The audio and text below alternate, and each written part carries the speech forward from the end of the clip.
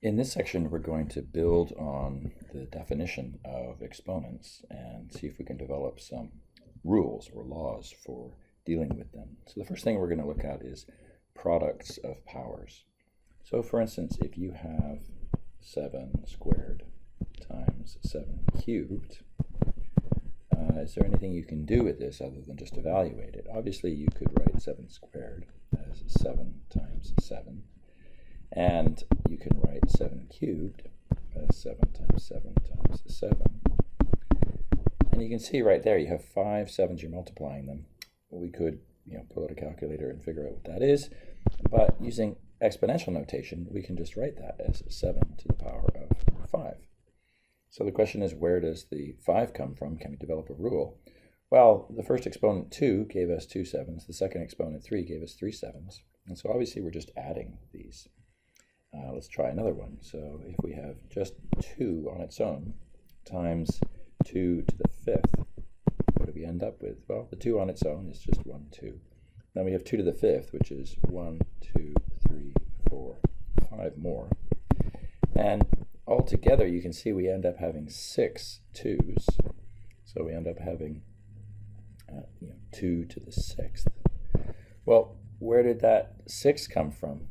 Well, we don't always write in an exponent of 1, but there's nothing stopping us from doing that. 2 is the same as 2 to the power of 1. So this 2 to the 6th is really 2 to the power of 1 plus 5. And similarly, the 7 to the power of 5 was just 7 to the power of 2 plus 3. So the general rule is, if you have a base raised to an exponent, let's call it m, and the same base raised to an exponent n, and you're multiplying these two powers, you can just simply add the exponents. So b to the power of m plus n. So let's do something with some bigger exponents. 3 to the power of 10 times 3 to the power of 15. This is going to be 3 to the power of 10 plus 15. And that is 3 to the power of 25. Now this is a really huge number. We wouldn't want to evaluate it, but we can write it in exponential form very easily. Now, the bases have to be the same, though. You can't do much with something like 2 cubed times 5 squared. If you expand this, 2 cubed is going to be 2 times 2 times 2.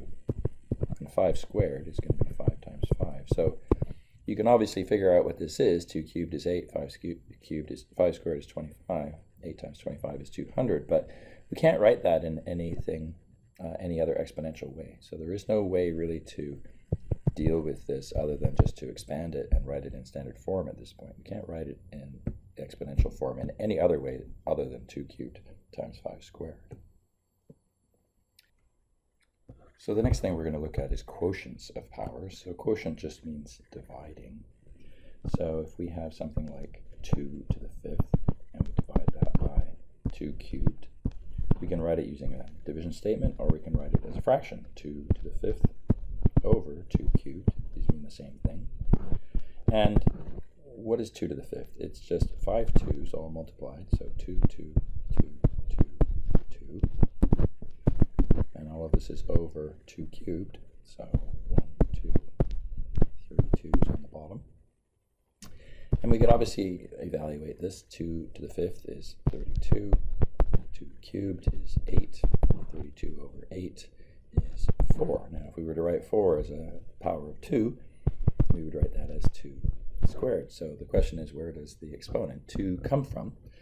An easier way to think about this is, if you have it in fraction form, you can cancel out factors that are common to the numerator and the denominator. So we have a 2 common, another 2 common, and then a third 2 common. And that leaves you with simply 2 times 2, which is 2 squared. And you can see that for every 2 on the bottom, we canceled out 1 on the top. So we basically took away 3 2's from 5. And so we could think of this as 2 to the power of 5 minus 3. And so that is the rule. So if we have a base, and we have an exponent m, and we're dividing that by a power with the same base, an exponent n, whether or not we think of it like that or think of it like a fraction, b to the power m over b n, the result is just b to the power of m minus n. Let's take a look at another example. So if we have, for instance, 5 to the power of 4 over 5 squared, if we follow the rule, we can say, well, that's just equal to 5 to the 4 minus 2, which is 5 squared. And let's check to see if that really works. 5 to the power of 4 over 5 squared. Well, 5 to the power of 4 is 4 5s, all multiplied by one another.